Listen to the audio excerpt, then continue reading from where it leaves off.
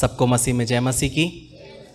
मैं विश्वास करता हूँ कि आप अच्छे हैं, भले चंगे हैं, परमेश्वर के कार्य को अपने जीवन में देख रहे हैं। और मैं विश्वास करता हूँ कि आज परमेश्वर आपसे बात करेगा और कुछ चीज़ें रहेगी जो आपको बहुत दुखी करेगी। और आज का मैसेज थोड़ा सा दर्दनाक हो सकता है कुछ लोगों के लिए, लेकिन जब मैं यहाँ पे खड़ा हूँ तो मुझे जो परमेश्वर का आत्मा बोलता है वो मैं बोलना चाहता हूँ।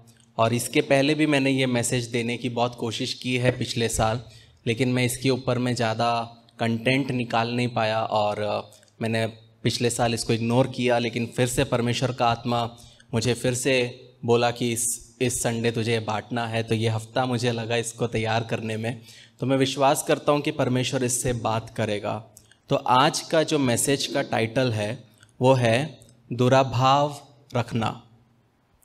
दुराभाव रखना मतलब होल्डिंग अ ग्रज।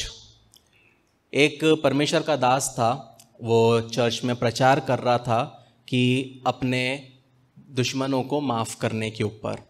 और जब वो प्रचार करता गया तो जब उसका 50% प्रचार ख़त्म हुआ तो उसने कलीसिया के लोगों से पूछा, आप में से कितने लोगों ने अपने दुश्मनों को माफ़ किया है? तो 50% लोग हाथ उठा के बोलते हैं कि हमने किया है। लेकिन पास्टर खुश नहीं होता, बाकी मैसेज देता है, फिर से वो सवाल करता है कि आप में से कितने लोगों ने अपने दुश्मनों को माफ़ किया है? तो 80% लोग क्या करते हैं? अपना हाथ उठाते हैं।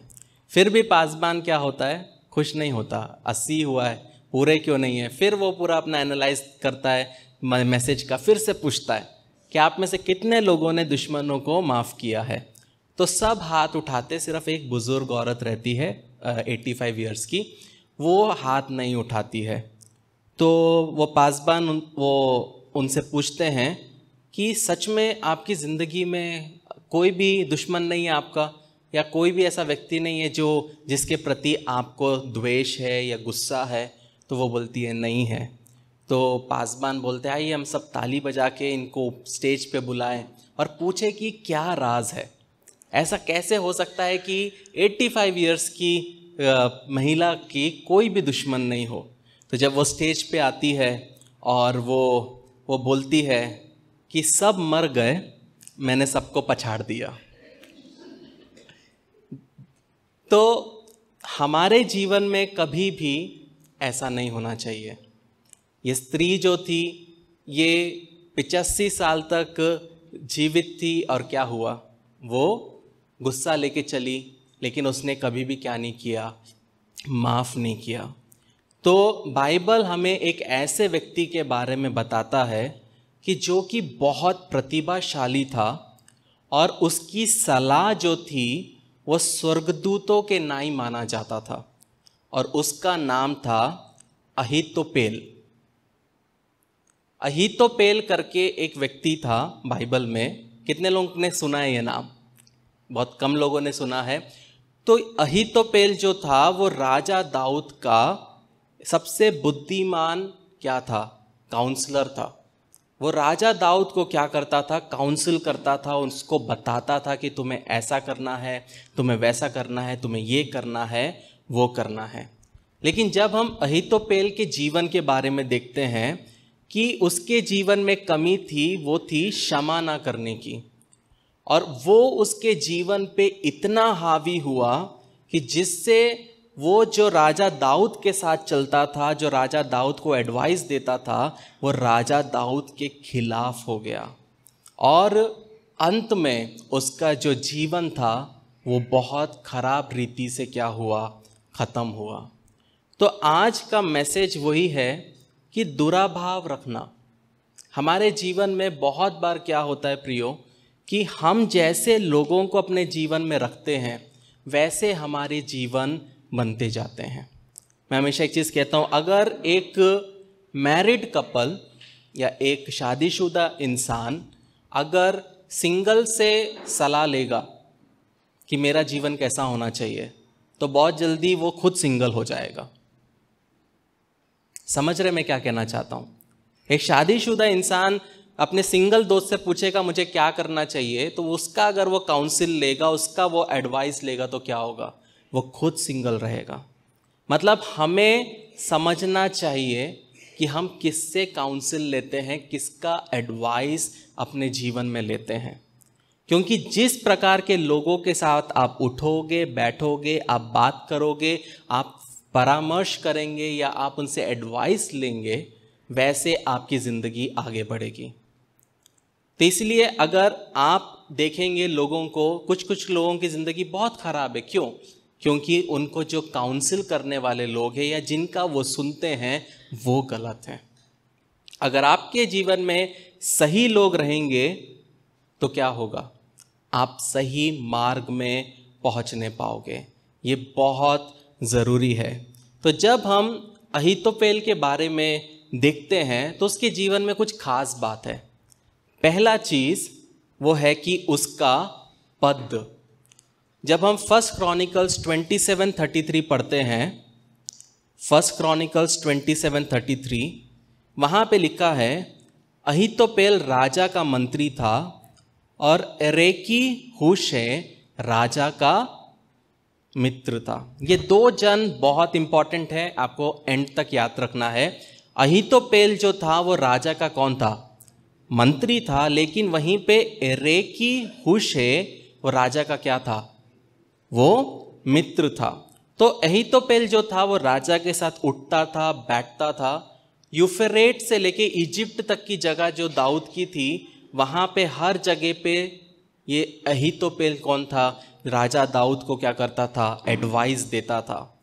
और जब हम दूसरा शमूएल 16 उसका 23 पढ़ते हैं, सेकेंड सैमुअल 16:23, वहाँ लिखा है, उन दिनों जो सम्मति अहीतोपेल देता था वो ऐसी होती थी कि मानो कोई परमेश्वर का वचन पूछ लेता हो।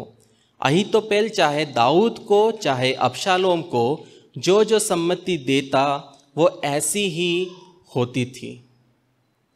मतलब ये जो व्यक्ति था उसका जो एडवाइस है वो ऐसा माना जाता था कि जो परमेश्वर के तरफ से है। इतना बुद्धिमान व्यक्ति था, इतना ऐसा था कि उसको ऑन द स्पॉट जो बोलता था बोलते थे ये परमेश्वर ने बोला है। इस तरह का वो व्यक्ति था। वो इतना बुद्धिमान था कि उसकी कोई भी रणनीति कभी भी असफल नहीं होती थी।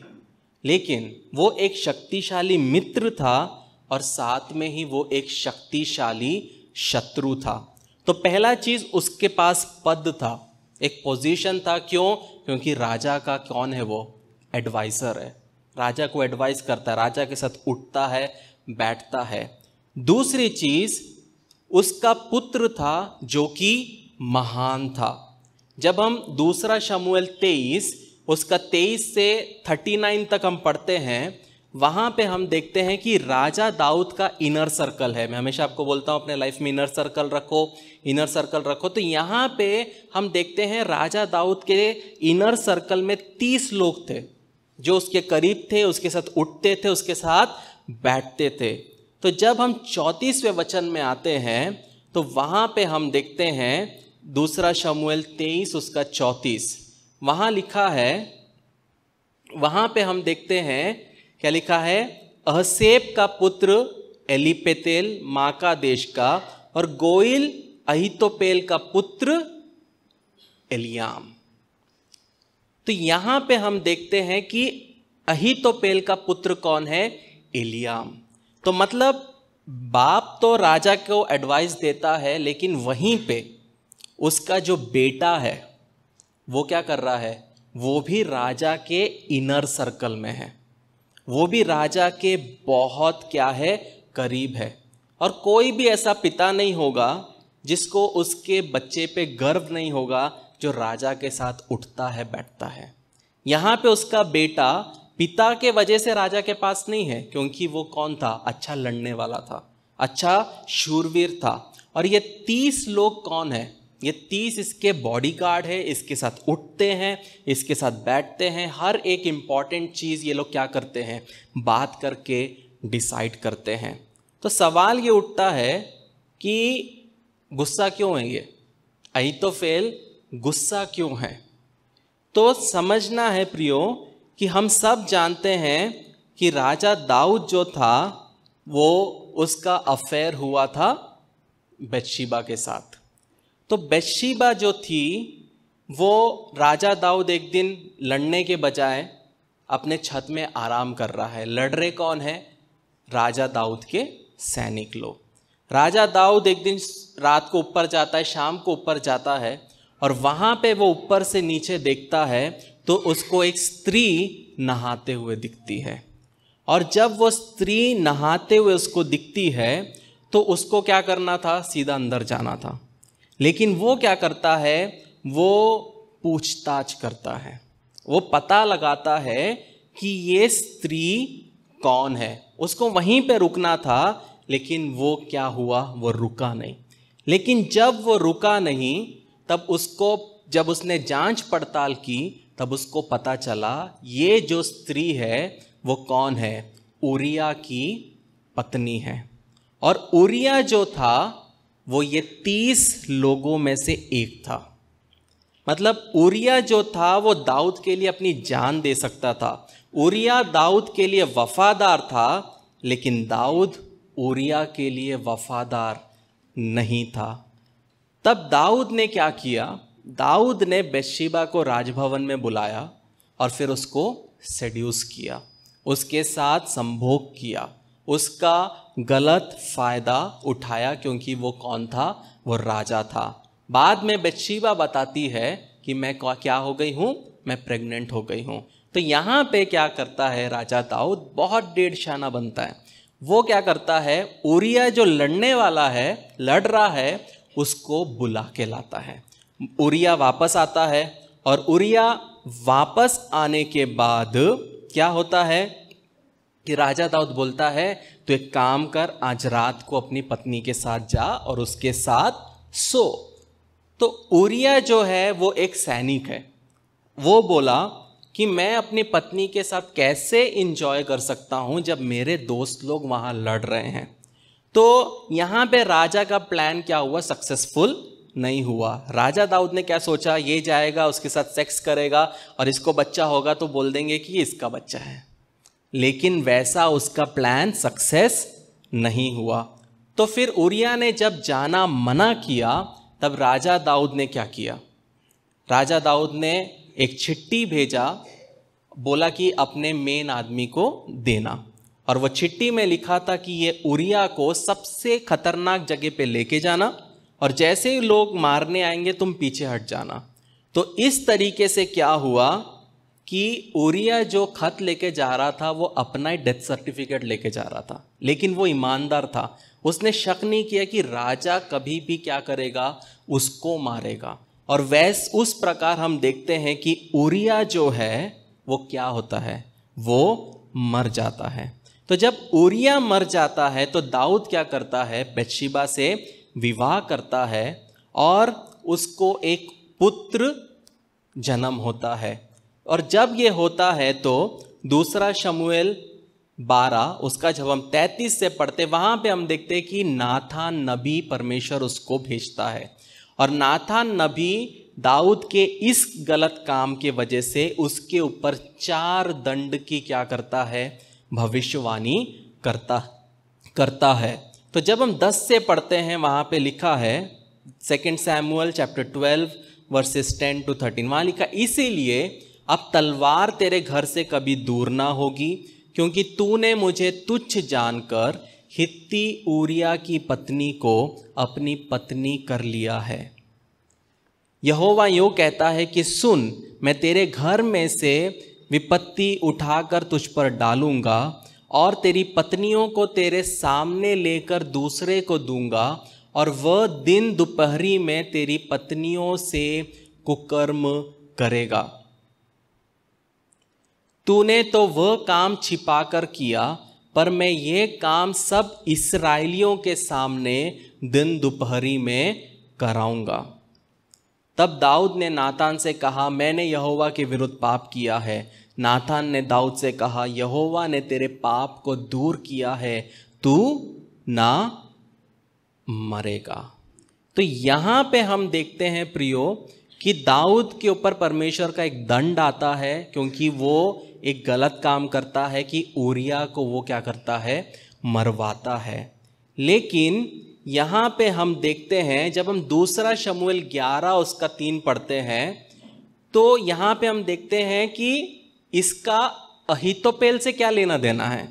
तो देखिए क्या लिखा है, जब दाऊद ने भेजकर उस स्त्री को पूछवाया तब किसी ने कहा, क्या ये एलियाम की बेटी और हित्ती ऊरिया की पत्नी बत्शेबा तो नहीं?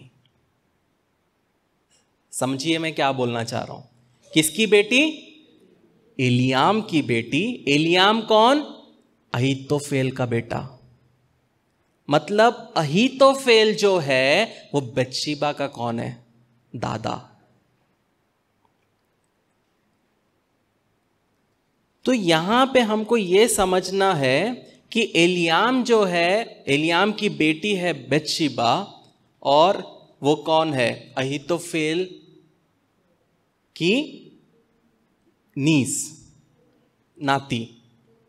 तो यहां पे हम देखते हैं कि जब राजा दाऊद ये हरकत कर रहा था, अहीतोफेल देख रहा था।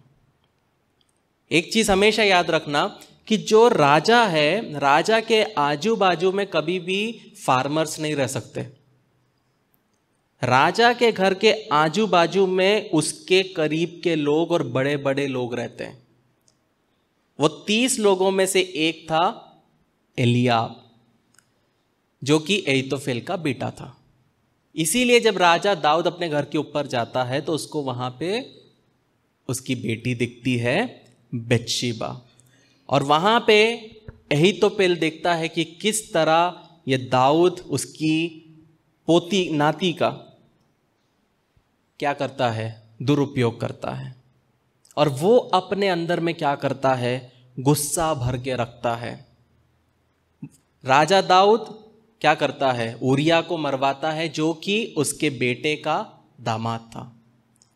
और मरवाने के बाद यहां पे हम देखते हैं कि बत्शेबा इसकी रानी बन जाती है।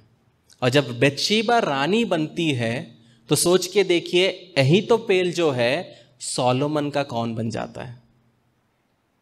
वो भी सोलोमन का नाना बन जाता है, या ग्रेट ग्रैंडफादर। एक रिश्ता बनते जाता है। तो यहां पे हम देखते हैं प्रियो कि इतने सालों तक अहीतोफेल राजा के साथ रहता है और अपने अंदर में क्या करता है? उसकी ग्रैंड डॉटर के साथ जो हुआ अपने मन में भर के रखता है कि एक दिन आएगा और मैं क्या करूंगा? इसका बदला लूंगा। उसने उसको माफ नहीं किया। तो हो सकता है या तो ऊरिया अहीतोफेल से बहुत करीबी था, या ऊरिया जो था वो अहीतोफेल के बेटे का बहुत जिगरी दोस्त था। लेकिन जो भी है, यहां पे हम देख सकते हैं कि अहीतोफेल एक बहुत इंपॉर्टेंट रोल कर रहा है। लेकिन हम जानते हैं कि 10 साल तक उसने क्या किया? उसने अपने दिल में ये कचरा भरा। लेकिन एक समय आया जब राजा का खुद का बेटा, दाऊद का खुद का बेटा बाप के खिलाफ हो गया, क्योंकि राजा की दूसरी पत्नी से एक लड़के ने क्या किया? उसकी बहन से कुकर्म किया, उसका रेप किया। और उसने एक्सपेक्ट किया कि राजा क्या करेगा? उसको दंड देगा। राजा ने दंड नहीं दिया। इसलिए वो क्या हुआ? अपने पिता के खिलाफ खड़ा हो गया, जो कि हमने वो दंड में पढ़ा जो नाथान नबी के द्वारा बोला। तो अब हम देखते हैं कि अबशालोम क्या है? राजा बन रहा है और राजा दाऊद वहां से भाग रहा है। तो जब हम 2 सैमुएल 16:15 से पढ़ते हैं, वहां पे हम देखते हैं लिखा है, अबशालोम सब इस्राएली लोगों समेत यरूशलेम को आया और उसके संग अहीतोपेल भी आया। जब दाऊद का मित्र एरेकी हूशे अबशालोम के पास पहुंचा, तब हूशे ने अबशालोम से कहा, राजा चिरंजीव रहे, राजा चिरंजीव रहे। अबशालोम ने उससे कहा, क्या ये तेरी प्रीति है जो तू अपने मित्र से रखता है? तू अपने मित्र के संग क्यों नहीं गया? हूशै ने अबशालोम से कहा, ऐसा नहीं, जिसको यहोवा और वे लोग, क्या वरन सब इस्राएली लोग चाहे, उसी का मैं हूँ और उसी के संग मैं रहूँगा। फिर मैं किसकी सेवा करूँ? क्या उसके पुत्र के सामने रहकर सेवा ना करूँ? जैसा मैं तेरे पिता के सामने रहकर सेवा करता था, वैसे ही तेरे सामने रहकर सेवा करूँगा। तब अबशालोम ने अहीतोफेल से कहा, तुम अपनी सम्मति दो कि क्या करना चाहिए। अहीतोफेल ने अबशालोम से कहा, जिन रखेलों को तेरा पिता भवन की चौकसी करने को छोड़ गया, उनके पास तू जा, और जब सब इस्राएली ये सुनेंगे कि अबशालोम का पिता उससे घिन रखता है, तब तेरे सब संगी हियाव बांधेंगे। अतः उसके लिए भवन की छत के लिए ऊपर एक तंबू खड़ा किया गया, और अबशालोम समस्त इस्राएल के देखते अपने पिता के रखेलियों के पास गया। उन दिनों जो सम्मति अहीतोफेल देता था, वह ऐसी होती थी कि मानो कोई परमेश्वर का वचन पूछ लेता हो। तो यहाँ पे हम देखते हैं कि अबशालोम अपना राजगद्दी पे आता है और पूछता है, अब मुझे क्या करना है? तो अहीतोफेल क्या बोलता है, तेरे पिता ने जो किया वो गलत किया। अब तेरा पिता यहाँ से भागा है, अब उसकी रखेल यहाँ पे है, तो एक काम कर, इनको लेके छत पे जा और इन सब के साथ क्या कर, गलत कर। और यहाँ पे हम देखते हैं कि अबशालोम एक घिनौना काम करता है, लेकिन अबशालोम जो कर रहा है वो परमेश्वर का दंड है। जो हमने पहले पढ़ा, परमेश्वर ने बोला तूने छुपके किया, मैं दिन दोपहरी में तेरा सामने, लोगों के सामने ये काम करूँगा।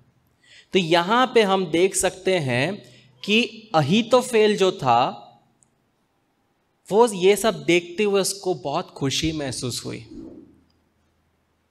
क्योंकि इसी राजा ने उसकी बेटी के साथ कुकर्म किया।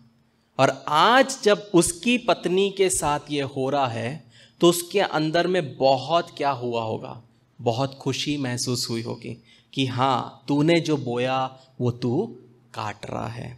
लेकिन यहाँ पे अहीतोफेल जो था वो खुश नहीं हुआ, उसका गुस्सा ठंडा नहीं हुआ। ये दिखाता है प्रियो कड़वाहट।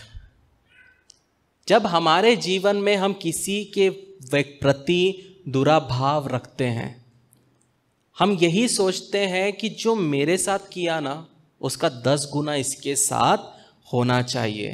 तो यहाँ पे हम देखते हैं कि अबशालोम बहुत गलत पाप करता है, लेकिन कौन बताता है? अहीतोफेल। अहीतोफेल कौन था? मंत्री था।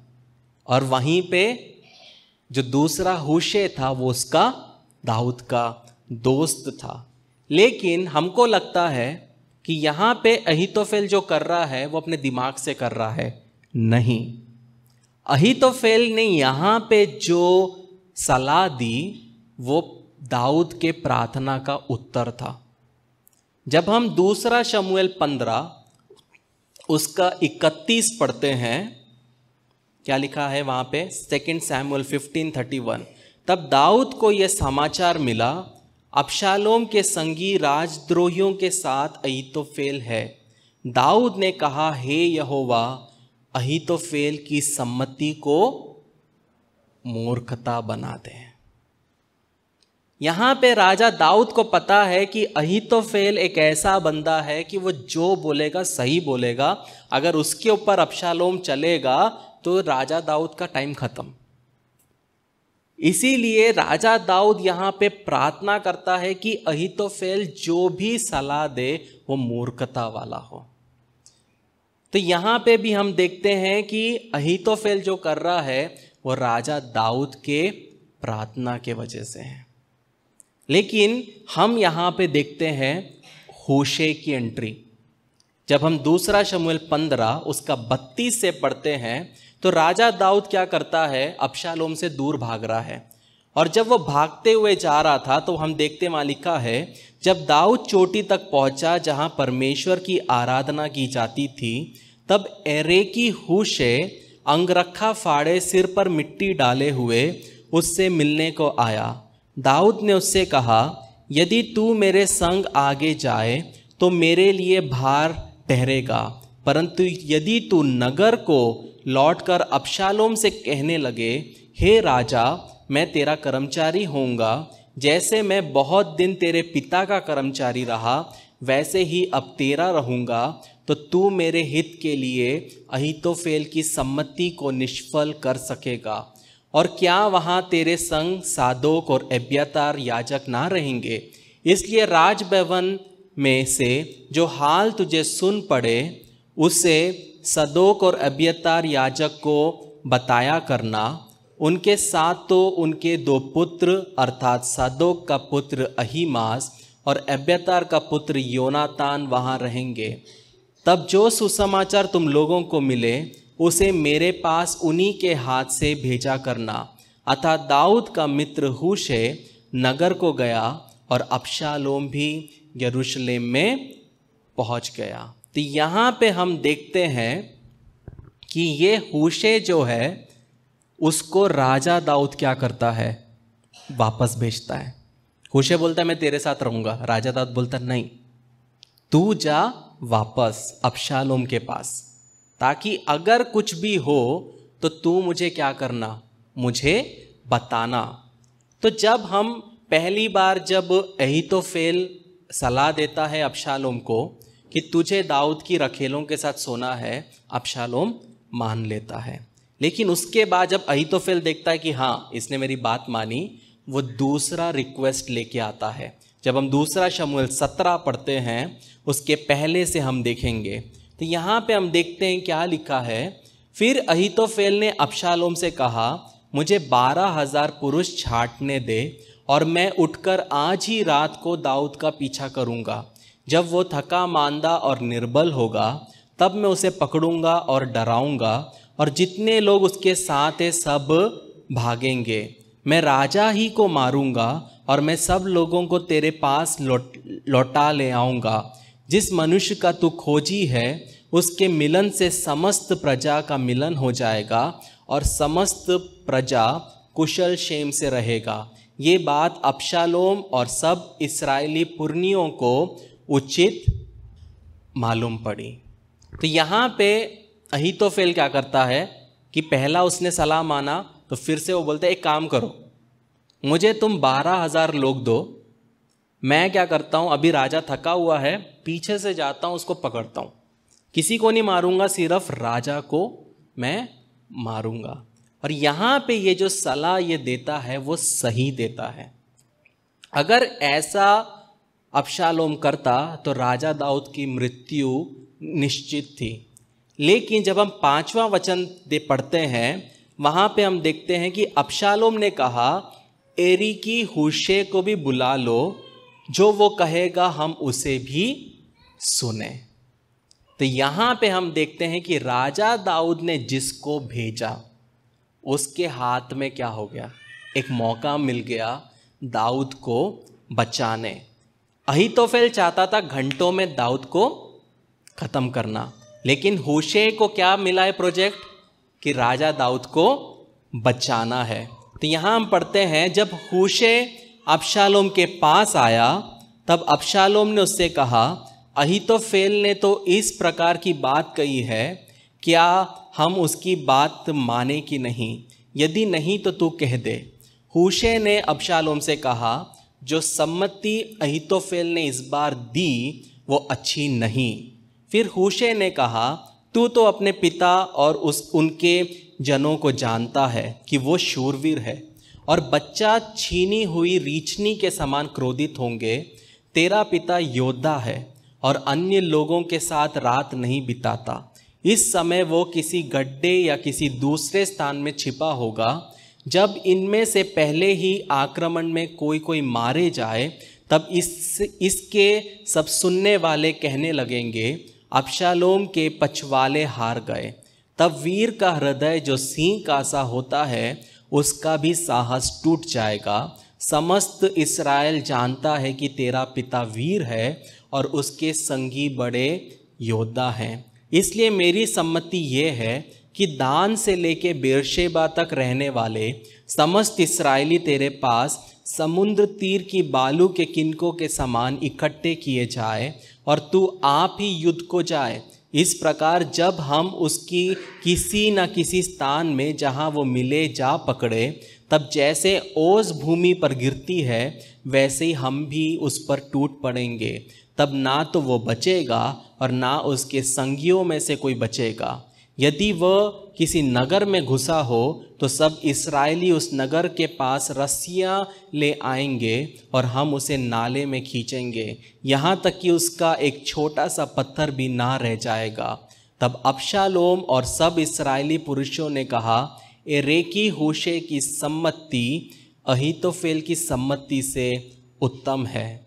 यहोवा ने तो अहीतोफेल की अच्छी सम्मति को निष्फल करने की ठान ली थी कि वो अबशालोम ही पर विपत्ति डाले। तो यहाँ पे हम देखते हैं अबशालोम को अहीतोफेल बोलता है अभी चलो 12,000 लोग दो, मैं मार के आता हूँ। लेकिन हूशे जिसको दाऊद भेजता है एक परमेश्वर की योजना से वो वहाँ पे होता है। और जब हूशे को वो पूछता है कि मैं क्या करूँ, हूशे क्या बोलता है, नहीं, अहीतोफेल जो बोल रहा है गलत बोल रहा है। अभी जिस तरह एक जानवर से बच्चा छीनते हैं तो वो बौखला जाती है, वैसे ही तेरा पिता बौखलाया हुआ है और तुझे तो पता है वो वीर है। और बोला जाता था कि दाऊद के जो 30 शूरवीर थे वो अकेले 100 को मारते थे। इस तरह के शूरवीर थे दाऊद के साथ। तो यहाँ पे अबशालोम को क्या लगता है, किसकी बात अच्छी लगती है, हूशे की। और वहाँ पे क्या होता है, अहीतोफेल क्या होता है, अहीतोपेल का सलाह को वो इम्पोर्टेंस नहीं देता। उसके वजह से क्या होता है, जब हम 23वें वचन में पढ़ते हैं वहाँ लिखा है, जब अहीतोपेल ने देखा कि मेरी सम्मति के अनुसार काम नहीं हुआ तो उसने अपने गधे पर काठी कसी और अपने नगर में जाकर अपने घर में गया और अपने घराने के विषय में जो जो आज्ञा देनी थी वो देकर अपने को फांसी लगा ली और वह मर गया और उसके पिता के कब्रिस्तान में उसे मिट्टी दे दी गई। एक ऐसा व्यक्ति जिसके मुंह के बोल परमेश्वर के वचन के नाई थे, लेकिन क्या हुआ, उसके जिंदगी में जो हुआ उस वजह से उसके अंदर में जो दुर्भाव था, उसके अंदर जो कड़वाहट थी, जो पॉइजन था, वो पॉइजन के वजह से क्या हुआ, उसका जिंदगी खत्म हो गया। जो दाऊद के साथ में उसको चलना था, उसने बदला का भाव में क्या हुआ प्रियो, बदले के भाव में वो दाऊद जिसका वो एक वफादार सैनिक था, वफादार एडवाइजर था, उसने उसको डबल क्रॉस किया। लेकिन उसके वजह से क्या हुआ प्रियो, उसका एंडिंग किसके जैसा हुआ, नया नियम का जूडस इस्करियोत। ये पुराना नियम का जूडस इस्करियोत बोला जाता है इसको, और नया नियम का जूडस इस्करियोत। उन दोनों के बीच में बहुत सिमिलैरिटीज़ है पर हम उसमें अभी नहीं जाएंगे। लेकिन यहाँ पे हम दो चीज़ों को देखते हैं। अहीतोफेल जो था उसके पास ज्ञान था लेकिन वफादारी नहीं। प्रियो, वफादारी जो है ये बहुत महंगा शौक है। हर व्यक्ति के पास में वफादारी नहीं मिलती। वो आपके साथ रहेगा जब तक उसको आपका फ़ायदा है, और जब आप उसके खिलाफ खड़े होंगे या कुछ ऐसा होगा जो उसको नहीं पसंद, वो आपके खिलाफ खड़ा हो जाएगा। लेकिन वहीं पे दूसरी चीज़ हम देखते हैं, दाऊद जो था उसको परमेश्वर ने मौका दिया कि वो शाऊल को 2 बार मारे, लेकिन दाऊद हमेशा बोलता था मैं कभी भी अभिषिक्त के ऊपर क्या नहीं करूँगा, हाथ नहीं उठाऊंगा। लेकिन अहीतोफेल जो दाऊद के साथ उठता बैठता, जिसको पता है कि राजा दाऊद किस तरह सोचता है, उसके प्रिंसिपल्स क्या है, उसके वैल्यू क्या है, लेकिन जब उसके जीवन में प्रॉब्लम आया तो उसने नहीं गिना कि राजा दाऊद कितना बड़ा अभिषिक्त है। उसने क्या इंपॉर्टेंस रखा? बदला लेना। प्रियो, जब हम मसीह जीवन को जीते हैं तो ये हमारे ऊपर है कि हम कौन बनेंगे। क्या मैं अहीतोफेल बनूंगा कि जब तक मेरे बारे में बोला जाएगा, मुझे इंपॉर्टेंस दिया जाएगा तो मैं रहूंगा, और जिस वक्त मेरे को करेक्ट किया जाएगा, कुछ ऐसी घटना घटती है कि गलत हुआ, मैं खिलाफ हो जाऊंगा। अहीतोपेल के जीवन में जो हुआ वो सरासर गलत था, लेकिन ये बात अहीतोपेल को क्या करना था? दाऊद से बात करना था, डिस्कस करना था, माफ करना था। लेकिन अहीतोपेल ने मैटर्स को अपने हाथ में लिया। लेकिन वहीं पे हूशे, जो कौन था? दाऊद का दोस्त था, उसके वजह से क्या हुआ? राजा दाऊद बचा। तो कुछ चीजें हैं जो आपको समझना है प्रियो। आप पूछेंगे मेरे साथ ऐसा हुआ, मेरे साथ वैसा हुआ। हम सब के लिए हमारा दर्द बड़ा है। अगर आज आपके पैर में कांटा भी गड़ेगा, आप बोलोगे उसका दर्द क्या है? मेरे पैर में कांटा गड़ा है, मुझे पता है उसका दर्द क्या है। हम सब के लिए जो भी दर्द है, छोटा हो बड़ा हो, हम बोलते पैर में दुख रहा, हाथ का दुखता तो अच्छा होता, ये सह लेती, और जब आता तो आई माँ करते हमको लगता है ये दर्द कम है, ये ज्यादा है, लेकिन जब इधर दर्द होता है तो पता चलता है ये भी दर्द है। सबके लिए अपना दर्द क्या है? बड़ा है। चाहे आपके साथ छोटी घटना हो या बड़ी घटना हो। लेकिन आपको कुछ चीजें समझना है प्रियो, कि हमें क्यों माफ करना है। हमें इसलिए माफ करना है क्योंकि परमेश्वर हमें माफ करता है, और वो चाहता है कि हम भी लोगों को क्या करें? क्षमा करें। क्योंकि अगर हम लोगों को क्षमा नहीं करेंगे तो परमेश्वर भी हमें क्षमा नहीं करेगा। वचन कहता है कि जिस प्रकार हमने अपने अपराधियों को क्षमा किया, वैसे ही तू भी हमारे अपराधों को क्षमा कर। मतलब कि क्षमा, अगर हम किसी को क्षमा करने से इनकार करते हैं, मतलब हम उस पुल को नष्ट करते हैं जिस पर परमेश्वर हमें क्षमा करने के लिए आता है। जब आप बोलते हो मैं इस व्यक्ति को क्षमा करूंगी नहीं, करूंगा ही नहीं, आपने वो पुल जिससे यीशु मसीह आ रहा है उसी को तोड़ दिया। क्योंकि हमें क्या करना है? लोगों को क्षमा करना है। जब हम मत्ती 5:23-24 पढ़ते हैं, वहां पे यीशु मसीह बोलता है कि यदि तू वेदी पे आता है और तुझे स्मरण होता है कि तेरे भाई ने तेरे विरुद्ध पाप किया, तो वो क्या बोलता है यीशु मसीह? अपनी भेंट को वहीं छोड़, अपने भाई से मेल मिलाप कर, तब तेरी भेंट चढ़ा। ये यीशु मसीह बोलता है। मतलब हम यहाँ पे आराधना कर रहे हैं, हम परमेश्वर के सन्मुख में खड़े हैं, लेकिन वहीं पे हम अपने घर वालों से बात नहीं कर रहे हैं, हम अपने भाई बहनों से बात नहीं कर रहे हैं, हम नफरत करके रखें, हम घिन करके रखें, और हम यहाँ खड़े होकर उसकी आराधना कर रहे हैं। लेकिन यीशु मसीह क्या बोलता? बेटा, किसको दिखा रहा है? तो किसको दिखा रही है? ये पवित्रता कौन देख रहा है? ये सड़ा हुआ बोरा है मेरे लिए। पहले जा सुला कर, पहले जा माफ कर। ये परमेश्वर हमसे चाहता है।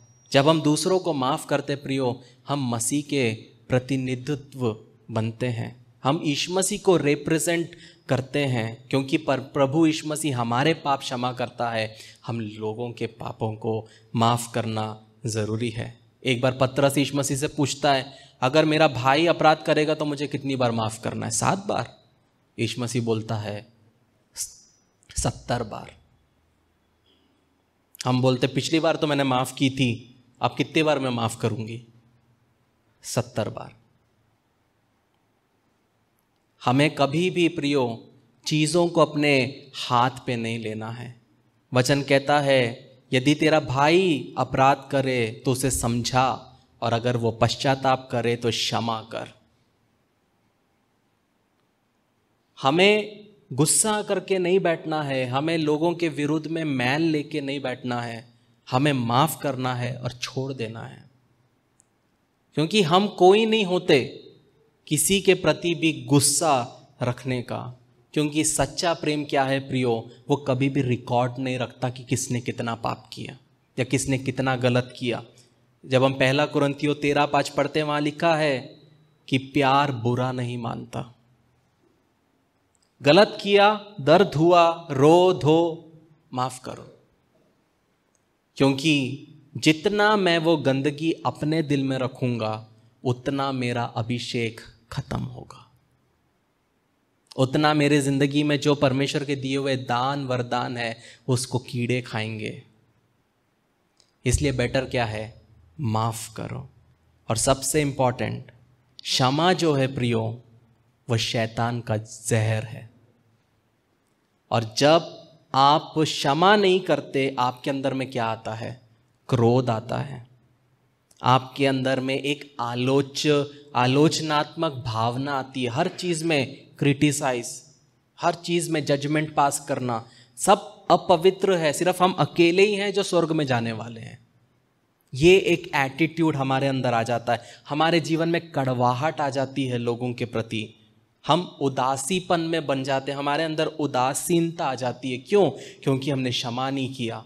और बहुत बार जब हम लोगों के खिलाफ गुस्सा रखते हैं, हम क्षमा नहीं करते, उस क्षमा के वजह से हमारे जीवन में बहुत बार बीमारियां आती है। तो बहुत जरूरी है प्रियो, हमें कभी भी अहितोफेल नहीं बनना है। दुख हुआ, बुरा लगा, बात करो और प्रेम से जुदा हो जाओ, लेकिन परमेश्वर के हाथ में दो, अपने मैटर अपने हाथ में मत लो। परमेश्वर आपकी ओर से लड़ेगा। एक बार एक लड़की थी सैली नाम की, वो एक चर्च ग्रुप में वहाँ पे बाइबल स्टडी के लिए जाती थी, और वहाँ पे एक परमेश्वर के दास थे स्मिथ। तो एक दिन जब वो क्लासरूम में जा रही थी, तो वो जैसे एंटर की तो उसने देखा कि ये परमेश्वर के दास ने एक बहुत बड़ा एक डार्ट बनाया है, एक बहुत बड़ा एक इमेज बनाया है, और सामने में बहुत सारे डार्ट्स है। डार्ट्स मतलब वो जो ऐसा मारना पड़ता है और वो जाके नुकीला लगता है। तो ये जो पास्टर था सिखाने वाला, ये उसको बोलता है तुम एक काम करो, सब बच्चों को बोलता है, जिसने तुम्हें दुख दिया, जिसने तुम क्रोधित हो, जिसको तुम नफरत करते हो, सबका चित्र बनाओ। क्लास के बच्चे बहुत खुश हो जाते हैं, आज पढ़ना नहीं है, चलो ड्राइंग करना है। सब जाके अपना अपना फोटो बनाते हैं। एक व्यक्ति एक लड़के का बनाती है जिसने उसकी गर्लफ्रेंड को छीना, बॉयफ्रेंड को छीना। एक यहाँ पे दूसरे का बताता है। एक इतना गुस्सा होता है कि उस व्यक्ति के मुंह के पिंपल भी वो बनाती है। सब बना देते हैं। फिर उसके बाद सर बोलते हैं अब लाइन से खड़े हो जाओ। सब लोग बच्चे लाइन से खड़े हो जाते, सबको पता अब डांट मिलेगा, अब हमको मारना है। सब आके एक एक करके उस अपने दुश्मनों को मार रहे, फोटोज पे मार रहे, इतना मार रहे हैं कि कहीं कहीं से जो वो कील था वो फट के निकल गया। और बहुत उनको अच्छा लग रहा है, बहुत अच्छा लग रहा है। तो सैली लाइन में खड़ी है कि कब मेरा नंबर आएगा, इसका मुंह फोड़ूंगी मैं। लेकिन क्या होता है, वो टाइम खत्म हो जाता है, सर बोलते हैं अब आप बैठ जाओ। सैली को बहुत गुस्सा आता है, एक मौका मिला था इसको मारने का, लेकिन उसको मौका नहीं मिलता। दुखी हो जाती है, गुस्से में हो जाती है। सर बोलता है अब रुको। सर वो जो डांट का जो गोला रहता है उसको हटाता है, और जब वो हटाता है तो वहां पे यीशु मसीह का चेहरा रहता है। और जब ये बच्चे यीशु मसीह को देखते हैं तो क्लास में सन्नाटा छा जाता है और सबके चेहरे उदास और आंसू से भर जाते हैं। और जो स्मिथ थे उन्होंने एक ही चीज बोला, मैं तुमसे सच कहता हूं कि तुमने जो मेरे इन छोटे से छोटे भाइयों में से किसी एक के साथ किया वो मेरे साथ किया। मत्ती 25:40। वहाँ पे उसको बोलने की कोई ज़रूरत नहीं थी, बच्चों को समझ गया उसका मतलब। आप जो दूसरे मसीह भाइयों के बारे में अनाप शनाप बकते हो, आप जब उनके कैरेक्टर के बारे में बुरा बात बोलते हो, आप जब किसी को दबाते हो, कीचड़ फेंकते हो, जब कोई नहीं सुनता आप मस्ती में उड़ाते हो, देखा उसको? आप किसकी उड़ा रहे हैं पता है? यीशु मसीह की। बहुत इंजॉय लगता ना, बहुत मजा आता है, अरे उड़ाते चलो, गॉसिप करते। आप किसकी उड़ा रहे हो? यीशु मसीह की। जब उन बच्चों ने वो डांट मारा और उसके आंख पे लगा, बोला ये इसका तो आंख गया। किसको मारा? यीशु मसीह की आंख पे। जब किसी ने मारा और दांत टूटा होगा, अरे कितना मजा आया, देखा मैं उसका दांत तोड़ा। किसका तोड़ा? यीशु मसीह का तोड़ा। जब दाऊद ने बत्शेबा के साथ कुकर्म किया, नातान नबी आया, परमेश्वर ने भेजा उसको। दाऊद को लगा कोई नहीं दिखता, किसी को नहीं पता, मैं तो राजा हूं। तो जब हम दूसरा शमूएल 12 उसका 1 से 4 पढ़ते हैं, वहां पे नातान नबी आता है। और नातान नबी आने के बाद दाऊद को बोलता है, तब यहोवा ने दाऊद के पास नातान को भेजा और वो उसके पास जाकर कहने लगा, एक नगर में 2 मनुष्य रहते थे, जिनमें से एक धनी और एक निर्धन था। धनी के पास बहुत सी भेड़ बकरियां और गाय बैल थे, परंतु निर्धन के पास भेड़ की एक छोटी बच्ची को छोड़ कुछ ना था, और उसको उसने मोल लेकर जिलाया था, और वह उसके यहाँ उसके बाल बच्चों के साथ ही बड़ी थी, और उसके टुकड़े में से खाती और उसके कटोरे में से पीती और उसकी गोद में सोती थी, और वह उसकी बेटी के समान थी। और धनी के पास एक बटोही आया, और उसने उस बटोही के लिए जो उसके पास आया था भोजन बनाने को अपनी भेड़ बकरियां या गाय बैलों में से कुछ ना लिया, परंतु उस निर्धन मनुष्य की भेड़ की बच्ची लेकर उस जन के लिए जो उसके पास आया था भोजन बनवाया। जब 5वां वचन पढ़ते हैं, तब दाऊद का क्रोध उस मनुष्य पर बहुत भड़का, और उसने नातान से कहा, यहोवा के जीवन की शपथ, जिस मनुष्य ने ऐसा किया है वो प्राण दंड के योग्य है, और उसको वह भेड़ की बच्ची का औगुना भर देना होगा, क्योंकि उसने ऐसा काम किया है और कुछ दया नहीं दिखाया। तब नातान ने दाऊद से कहा, तू ही वो मनुष्य है। जब दाऊद ने वो कुकर्म किया, नातान आके एक कहानी बताता है। एक गरीब इंसान था, उसके पास एक भेड़ थी छोटी सी, जो उसके बच्चों के साथ खाती थी, पीती थी, उसी के साथ सोती थी। लेकिन वहीं पे धनी इंसान, जिसके पास सब भेड़ बकरियां हैं, सब कुछ है, लेकिन जब कोई उसके घर में आया खाने के लिए, वो इस गरीब का वो एक भेड़ को, मेमने को वो ले जाता है। अमीर इंसान किसको दिखा रहा है? राजा दाऊद। और वो अकेला गरीब कौन है? अहीतोफेल। वो अहीतोफेल के लिए उसकी ग्रैंड डॉटर वो मेमना है, जिसके साथ जब उसके पापा और जब मम्मी काम के लिए जाते होंगे, ये घर में आते होंगे, अपने ग्रैंड डॉटर के साथ वो खेलता था, साथ में खिलाता था। उसके भी सपने थे, ज़्यादा बड़ा दुनिया नहीं था, एक छोटी सी बच्ची थी।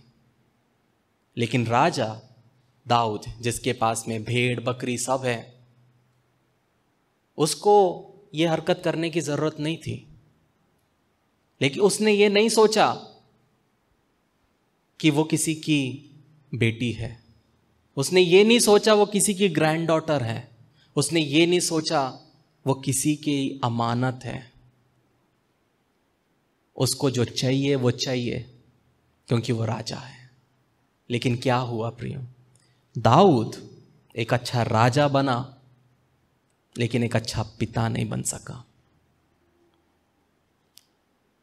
वो बहुत अच्छा राजा था, लेकिन पिता नहीं बन सका। उसी के बच्चे, उसी का बेटा उसी की बहन का रेप करता है और उसी का बेटा उसी के भाई को मार डालता है। क्यों? क्योंकि वो इतना बिजी हो गया देश चलाने में कि अपना घर छोड़ दिया और उस चक्कर में उसने दूसरों के परिवारों को भी तोड़ा। वो नहीं सोचा कि अहीतोफेल का दिल टूट रहा है। उसको उसका हवस इंपॉर्टेंट था, मुझे मांगता है तो मांगता है, किसी का परिवार टूटे किसी का घर टूटे चलेगा। जब हम मसीह जीवन में हैं प्रियो, हमें इस प्रकार चलना है कि हमारे वजह से कभी कोई परिवार नहीं टूटना है। अगर हम परिवार बनाने वाले नहीं बन सकते तो तोड़ने वाले कभी नहीं बनना है। अगर नहीं आता चुप रहो, क्योंकि राजा दाऊद ने अपनी हवस में जो करना था कर लिया, लड़की को उपयोग में करना था कर लिया, लेकिन वो अहीतोफेल को तोड़ दिया। हमारे लिए जो चीज इंजॉयमेंट है वो किसी के लिए बहुत वैल्यूबल हो सकता है। इसीलिए बहुत जरूरी है कि जब हम मसीह जीवन को जिए, हम कभी भी ऐसा कुछ ना करें जिसके वजह से दूसरे का परिवार टूटे, दूसरे का घर टूटे, दूसरे के घर में कलह हो, प्रॉब्लम्स हो, झगड़े हो। क्योंकि हमको यीशु मसीह ने पीस मेकर करके चुना है, जोड़ने वाला हमको चुना है, शांति का राजकुमार है वो। इसलिए प्रियो, हमारे जीवन में कुछ प्रॉब्लम है, कोई चीज हमको अंदर से खा रही है, बुरा लगता है, सीधा बात करो। अपने अंदर में वो ग्रज, वो दुर्भावना को मत भरो, क्योंकि वो आपके रिश्ते को, आपके परिवार को, आपके जीवन के ऊपर जो सेवकाई है, आपके ऊपर जो दान वरदान है, वो सबको नष्ट कर देगा। परमेश्वर इन वचनों से आशीष दे। तो आप विवाह के लिए आगे कदम बढ़ाने को तैयार हैं। बधाई। इससे पहले कि आप अपनी शादी के दिन की तैयारी में जुट जाएं, योजना बनाएं और परेशान होने लगें, एक सबसे महत्वपूर्ण बात न भूलें, आपकी शादी। एक अध्ययन के अनुसार विवाह पूर्व परामर्श या वैवाहिक थेरेपी पूरा करने वाले जोड़ों में तलाक की संभावना 31% तक कम होती है और कोर्टशिप टू मैरिज इसमें आपकी मदद करता है। हमारे कोर्स और पाठों में विवाहित जीवन के संघर्षों, वास्तविकताओं और रोजमर्रा की दिनचर्या जैसे कई विषय सम्मिलित किए गए हैं। इस कार्यक्रम पर कई जोड़ों का भरोसा रहा है जो जिंदगी के इस नए स्तर पर जाने के लिए तैयार हैं। लेकिन इसके लिए सिर्फ हमारी बात को ही न माने, आप अपना पहला पाठ मुफ्त सीख सकते हैं। एक बार जब आप कोर्टशिप टू मैरिज के साथ रजिस्ट्रेशन करते हैं तो आप हमारी 30 दिन की मनी बैक गारंटी द्वारा भी सुरक्षित रहते हैं और आप तैयार हैं एक सुखी वैवाहिक जीवन के लिए। courtship2marriage.com पर आज ही अपना पहला लेसन शुरू करें।